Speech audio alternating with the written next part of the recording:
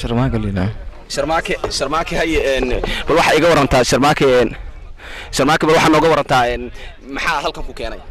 annaani awalka hore xabsi ku yaala jiliga ku xirnaa hal sano muddo hal sano xirnaa haye hal sano kadib waa liisu daayay ayaga xabsi iga soo baxshay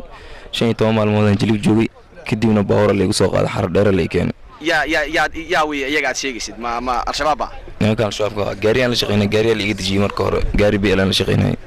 haye gaariya la iga soo dejiyay waa xireen muddo hal sano jilib ugu xirnaa way soo gudbeen la shaqeynay dheen haayaan koori way soo gudbiyeen waxay keeneen xar dheer kan ciidankan oo tiro badan oo adi dhowr boqol gaara ali ugu soo daray xataa marka inta imaana wax qori maana wadan qorin iyo madibin ujeedka halka uu tii muxuu yahay marka aniga maxbuus la wataa toos ay soo gudbeen inta la keenay inta markii la keenay meel guud halkaas aan la geeyay xabada gudkan ugu qabsato